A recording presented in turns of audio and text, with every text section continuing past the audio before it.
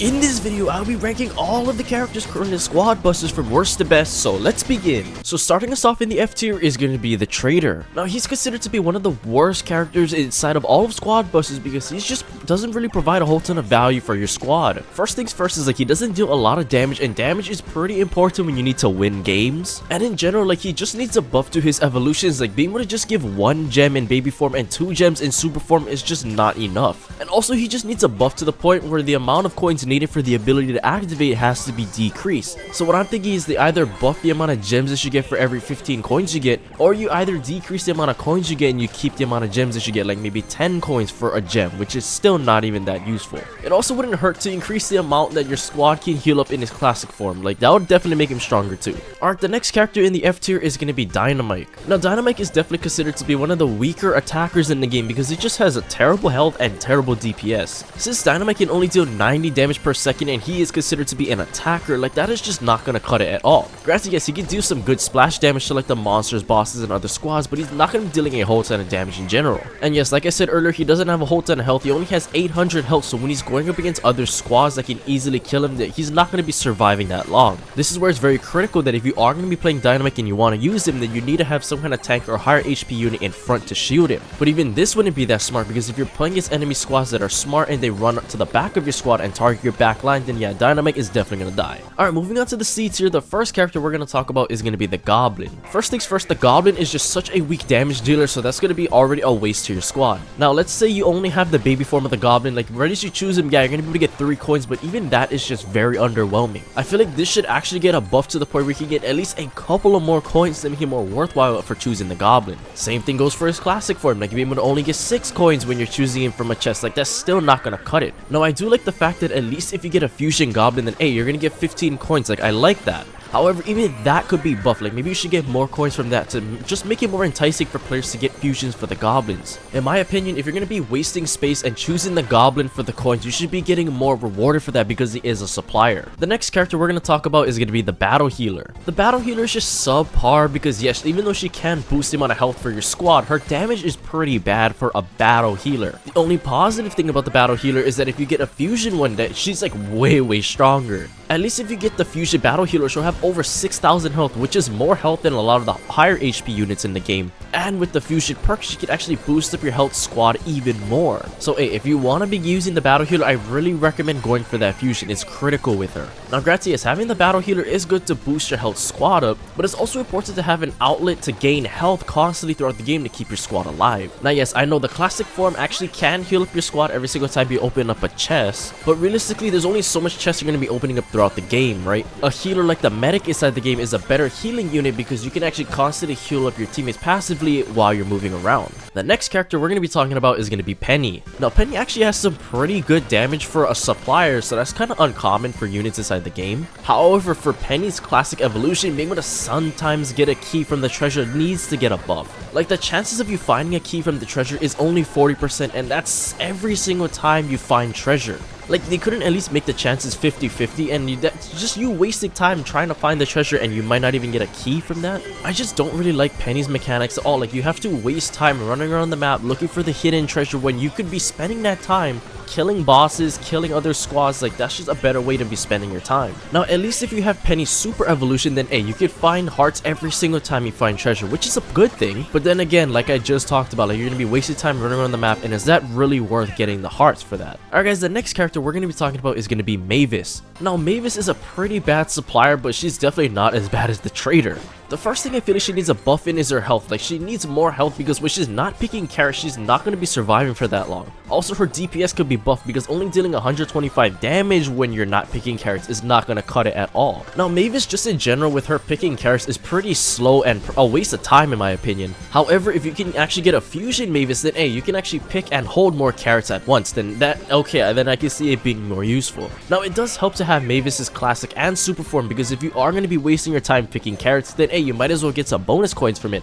and even heal up every single time you pick a carrot. However, in my opinion, having a supplier like Greg where you can actually just chop down trees to get loot is going to be way better than Mavis picking carrots for loot. Like the amount of loot gained from Greg and Mavis, it's uncomparable between the two. So in my opinion, Mavis needs a buff to her health, her damage, the amount of coins you get every time you pick a carrot, how quickly Mavis can pick the carrots, and how much health you gain every single time a carrot is picked, which is basically a buff to everything. Like, if all those things get buffed, then Mavis will be a pretty good character inside of Squad Busters. Alright, the next character we're going to talk about is going to be the Chicken. Now, this is hands down the worst speedster in the game because he just reminds me so much of the Goblin. Like, yes, it's important to get the speed boots from the Chicken because movement is so key in the game, but you're only going to be getting turbo boost every time you choose the Chicken from a chest. The amount of turbo boost given in your baby form and your super form, it just has to be buffed. Only getting 1 turbo boost from your baby form and then 2 from super form, like, that is just terrible. That's, if you think about it, that's worse than the Goblin. Either the devs should buff how much boots you get every single time you choose the Chicken from a chest, or you should actually decrease the amount of time it takes for the turbo boost to be used up because it doesn't even last that long. And to just send it home, the Chicken just has very subpar stats. Like, his health is decent and his DPS is decent, and that does not help his case in being good in the meta. Realistically, the only game modes we're going to see the Goblin and the Chicken being very good in is inside of doppelgangers, but other than that, they're like very subpar. Alright guys, the next character we're going to talk about is going to be the Royale King. Now, don't get me wrong, it doesn't hurt being able to spawn in some Royal Recruits, kind of like Nita's Bruce Bear, where you can spawn them in and they can distract for you. The downside is that the Royal Recruit should either get a buff in their health, or they should get a buff in how much spawn just to make it more worthwhile for choosing the Royale King. If you think about it, since the Royale King is a defender unit, the Royal Recruits that the Royale King spawns should do a better job at defending your squad. Also, if we look at the Royale King stats, they're just not really that good at all. Like, his health is average, his damage is terrible, so when you're not spawning in those Royal Recruits, the Royale King is not going to be doing much for your squad. Also, an easy buff to the Royale King is his super evolution.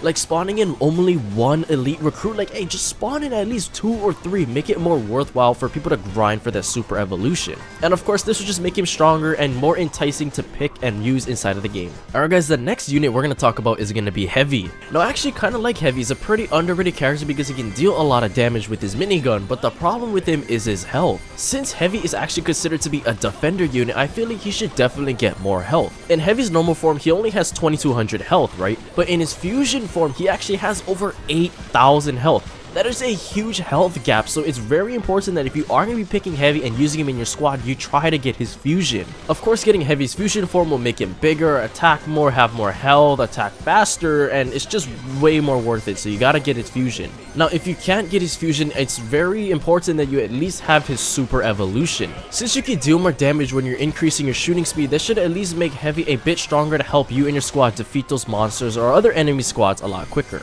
So yeah, just an overview, since Heavy is considered a defender unit, he should definitely have more health other than just being inside of a fusion. So in my opinion, Heavy should just get a buff in his health because having only 8000 health in his fusion form and not in his normal form, it does not really consider him to be a defender unit. He should be considered an attacker unit because of how much damage he can deal with his minigun and how all of his evolution abilities kind of cater towards that class. Alright guys, the last character for the C tier is going to be Pam. Now, the main reason why Pam is going to be ranked inside of the C tier is because of the limitations with her healing station. The fact that it only spawns the healing station every time you open a chest kind of restricts you to that area, and since other squads need to open up chests as well, that makes you an easy target. A positive is that if you have her classic form and you get your healing station destroyed, then you will get that heal surge from the healing station, but more times than not, if your healing station is destroyed, you need to get the hell out of there because that squad is probably stronger than you and you just need to survive. Now, if you can manage to get Pam's super evolution, then you at least get the healing station spell where you can throw down the healing station where you want it to go. This is great because it gives you that freedom to place the healing station where you want, so you can lock down an area of your choice and just defend that with your life. If the devs want Pam to be able to compete with the medic, they're gonna have to buff the amount that she can heal since she is restricted to that healing station area and she doesn't have the mobility of being able to heal people like the medic. Finally, moving into the B tier, the first character we're gonna talk about is gonna be Nita. Now, don't get me wrong, Nita is a great defender because of the Bruce Bears that she can spawn. However, the thing that's holding her back from being really good is her individual stats. I really like Nita just in general. I think she's kind of underrated. She has some pretty good evolution abilities where she can either respawn Bruce in her classic form, or you can enrage Bruce after defeating a foe. Like, I love those abilities for her.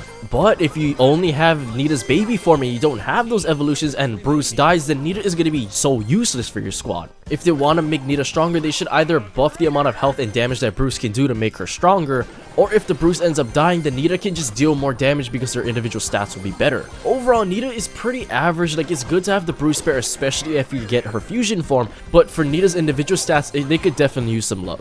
Our next character we're going to talk about is going to be El Primo. Now, El Primo is a pretty good beginner unit for players to use because of the amount of health that he has. I've stated in my other videos many times before how important it is to have a tank in your squad so they can shield and defend your range units that are hiding in the back line. What's pretty crazy is that in El Primo's fusion form, you can have like 10,000 health, so if you can, I really recommend going for El Primo's fusion form. What's even better about his fusion form is the fusion perk will let you cast the flying elbow drop more often. Speaking of El Primo's flying elbow drop, it's important that you get his classic form so you can unlock that ability, because being able to just fly and drop that flying elbow onto the enemies will kind of fluster them and do a lot of splash damage onto them. And of course, they can be amplified even more with his super evolution, being able to do even more damage with the flying elbow drop. However, the only downside with this is, yeah, you do need to bust 5 foes in order for it to activate, so that's the only downside I have with El Primo. The next character we're going to be talking about is going to be the Barbarian. Now, the Barbarian is a good all-rounder unit that has decent health and decent DPS. He's going to be a great addition for your squad in general. However, the only way that the Barbarian can be somewhat useful is if you have this classic form so he can go elite.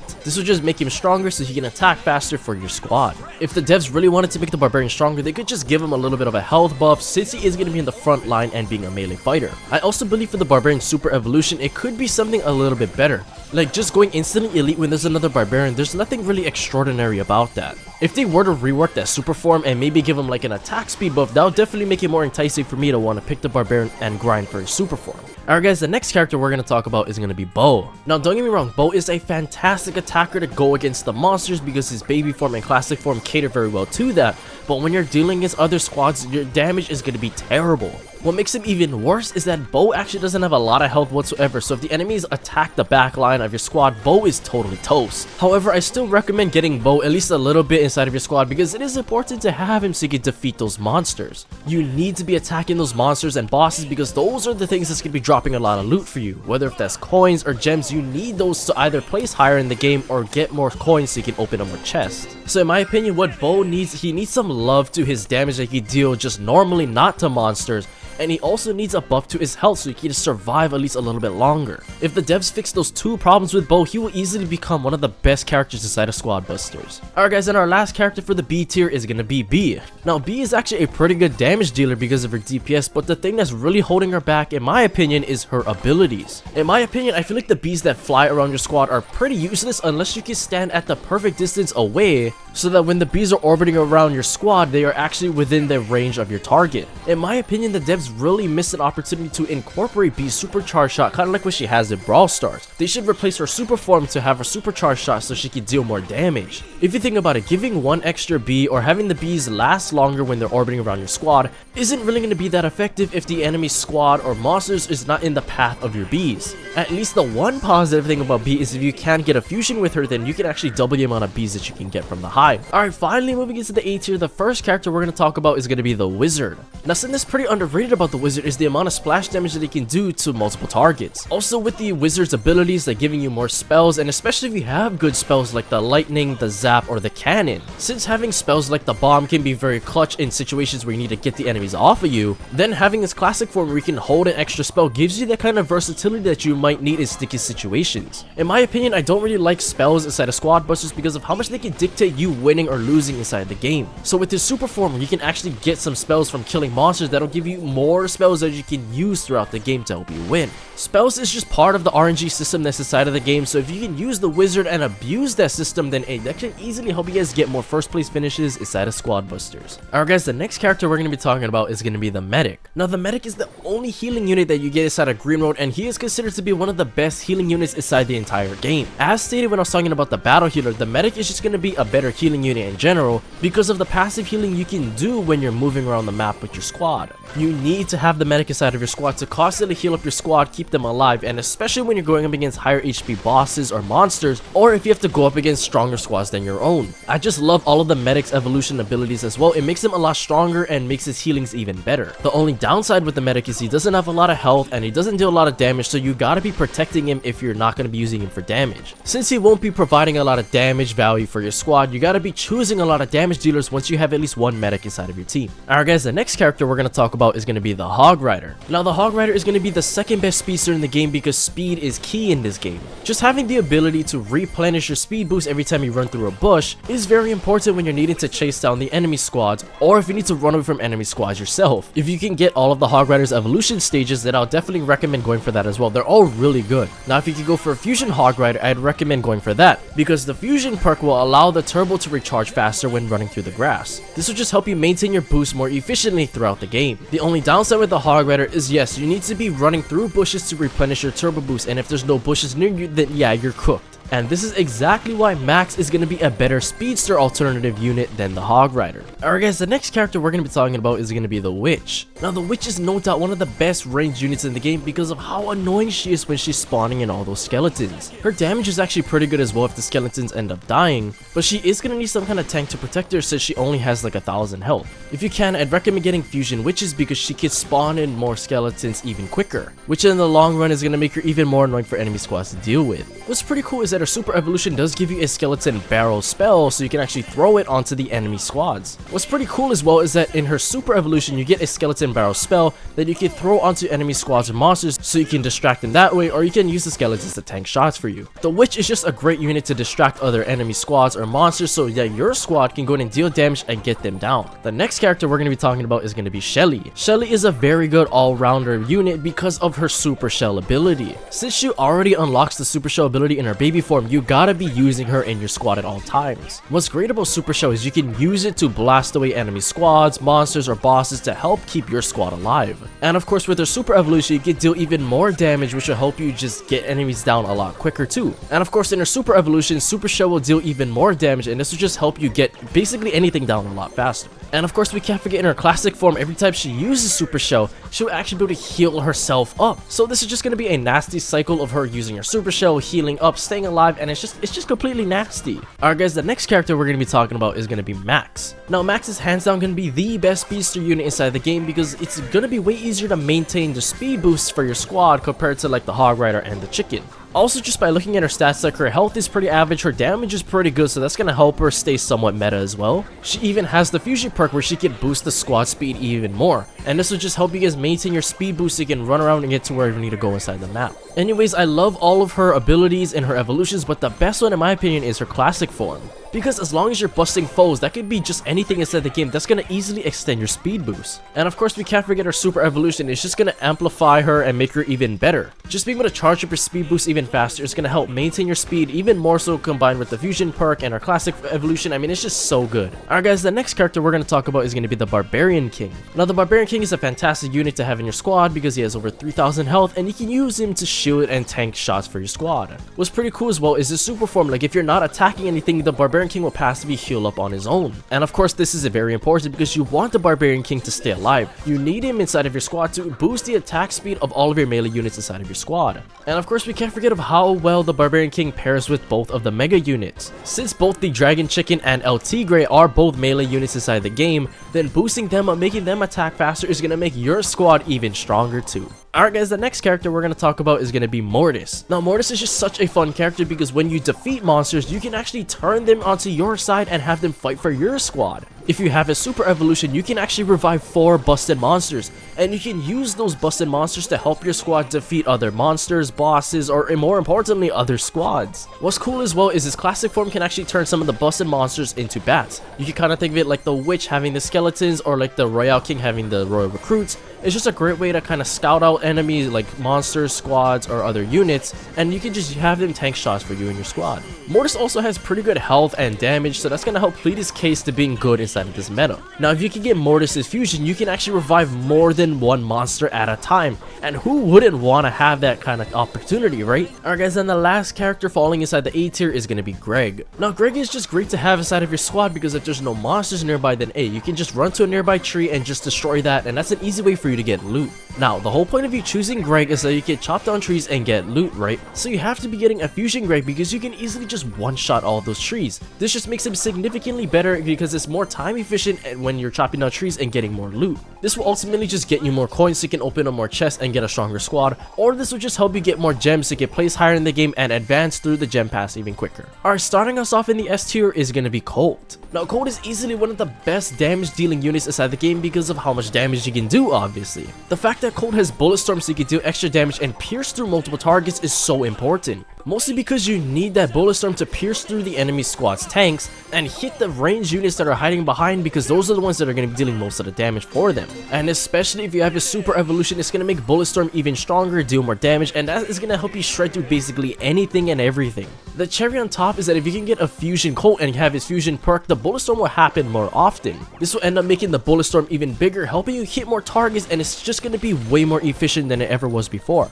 Alright guys, the next unit we're going to talk about is going to be the Archer Queen. Now it's important to have the Archer Queen inside of your squad because she will increase the attack speed of all of your ranged units. And of course, like we were just talking about Colt being one of the best ranged units, pairing him up with the Archer Queen is so broken. Why wouldn't you want to use the Archer Queen to make Colt attack faster, making him even stronger? You need to be increasing the damage dealers because most of the damage dealers in the game are ranged units, and they are going to be the ones dealing most of the damage for your team. Also with the Archer Queen's super evolution, where she can heal up passively on her own, kind of like the Barbarian King, will just help her survivability and just help her just boost up your ranged units even more. What's also pretty cool is that her classic form has the occasional exploding arrows, and of course that's just gonna make the Archer Queen even more OP.